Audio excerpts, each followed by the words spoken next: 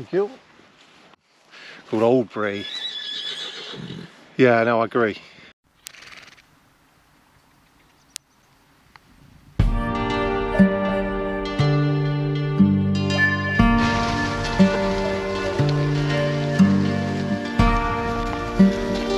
I'll sue you. I will.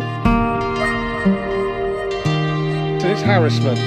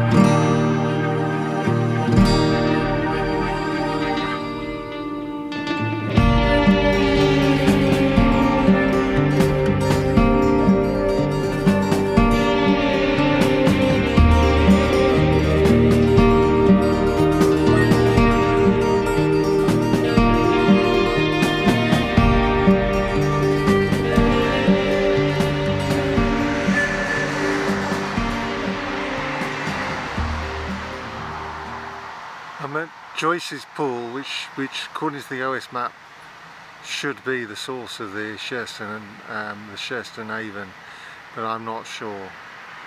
But you've got to be open to chance encounters, to serendipity, and that's what I'm trying to do with my videos. Just like throw myself into the landscape, new places. I'm normally quite strict about what I'm trying to do. Is there must be an Anglo-Saxon charter, or there must be an ancient burial mound, or both, preferably both.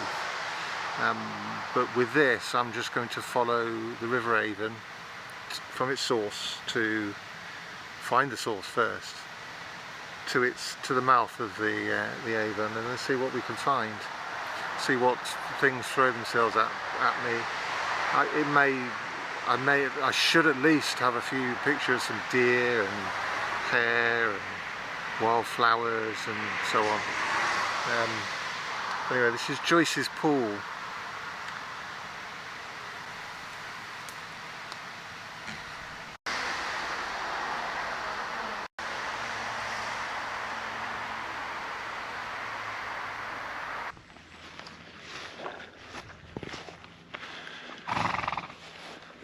Thank you.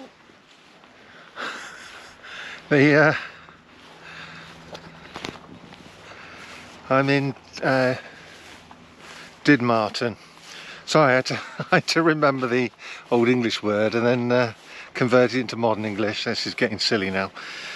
Didmarton, and just north of it there's a church in a field called church on a farm called Oldbury.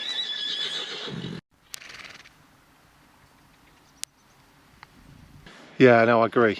Yeah, no, he's trying to tell me it's Aldenbury in Old English. And sorry, I'm looking at electric fences. Now I can see a way through. This journey is about the Bristol Avon, the river, and it starts up here in Gloucestershire, very rapidly goes into Wiltshire, and then along to Bristol. And it starts probably just south of Didmarton, and but I couldn't resist the temptation to go and have a look at something called Aldenbury, Oldbury-on-the-Hill.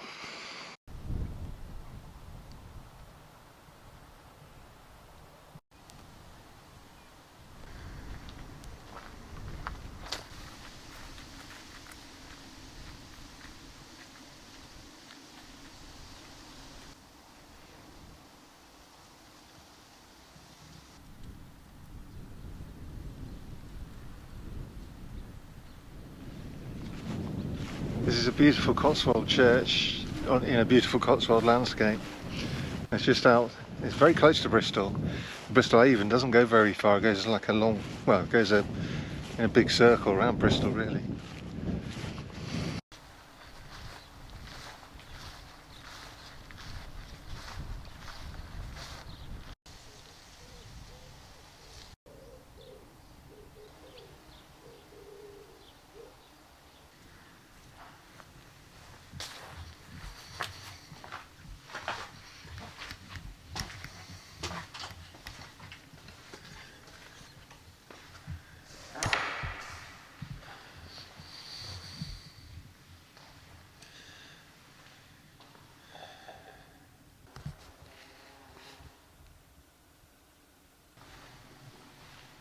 So what I was going to do was to go in there, pick up the leaflet and basically pretend it was all my work and tell you the history of that church. There wasn't a leaflet.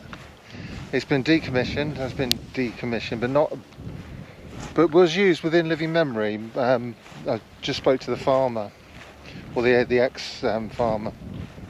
He's retired now, and he was tidying the churchyard, and yes, he used to worship there, and he used a lot of terms like rogation, matins, things like that, which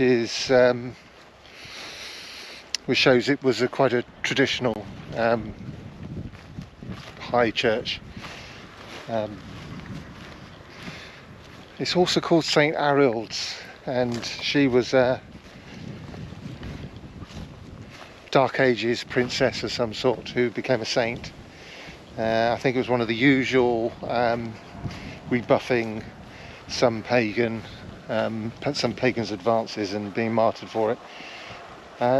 What's interesting is the only two churches I've ever come across that are dedicated to her are both Oldburys.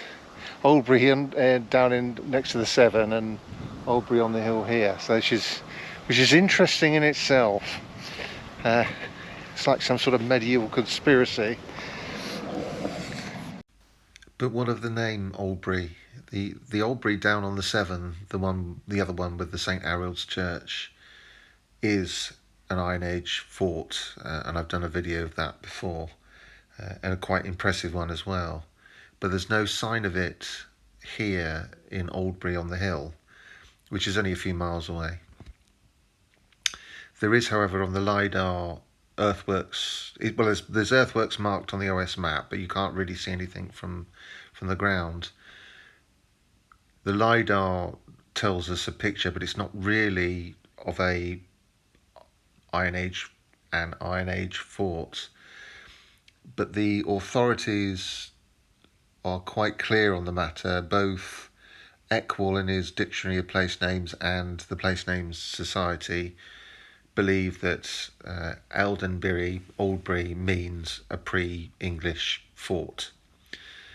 So it should be a great big fort like the other Oldbury or Bussock Wood or so on. So what does the Lidar tell us? We can see boundaries, earthworks. I spoke to the farmer, the retired farmer, and he said there were some cottages at one point, and you can see those on the left-hand side of the picture with the long gardens stretching away to the north. But to the south of the church here, there are higgledy-piggledy boundaries that are small, like crazy paving, and that suggests to me, without any greater evidence, nobody's dug it, I haven't dug it, but it does suggest to me that might be Iron Age field system, but a fort it probably isn't. But it may well have been some sort of fortified farmstead or something like that.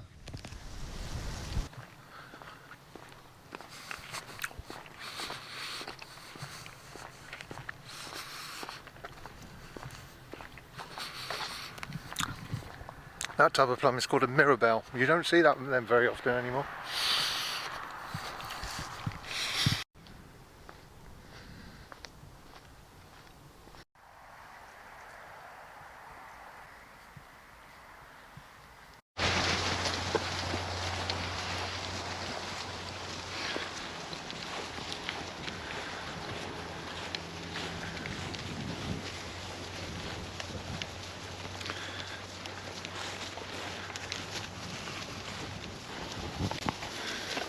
I'll sue you. I will. So it's harassment.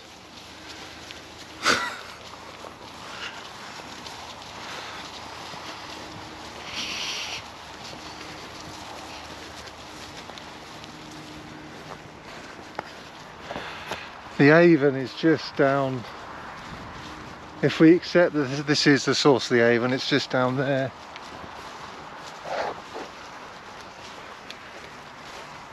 And look, deep in Gloucestershire we're getting our oaks and ash.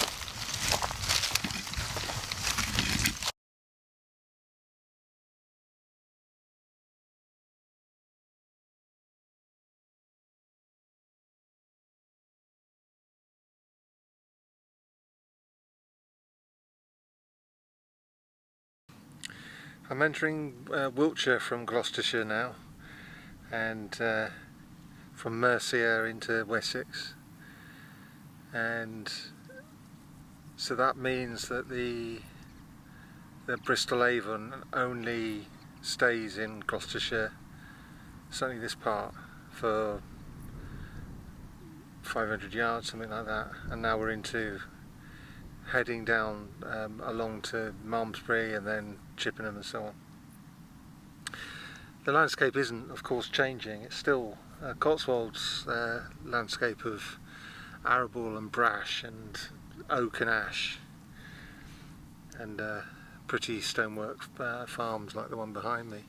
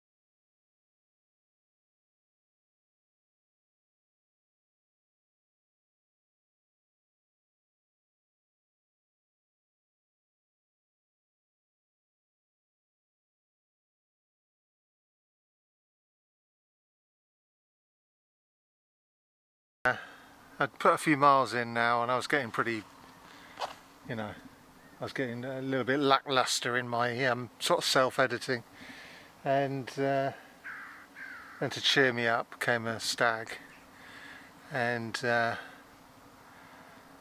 then a little bunny rabbit, and he didn't want to just flee. He wanted to go a safe distance and have a good look at me. And yeah, bunny rabbits cheer me up. Stags and bunny rabbits. Yeah, that's made it worthwhile. And then it gives you a spur and gets the creative juices going. So I'm going to do a bit more photography. I'm on my way back to the car now because it's getting on a bit. But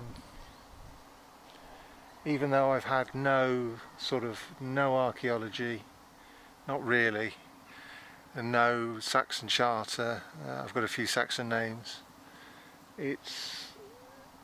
Even though I didn't have those are my crutches for these videos, but even though I didn't have those, I still had serendipity and opportunity and the health-giving forces of going for a damn good walk in the English countryside. Anyway, that's me. I shall see you in the next one, hopefully, and ta-da for now.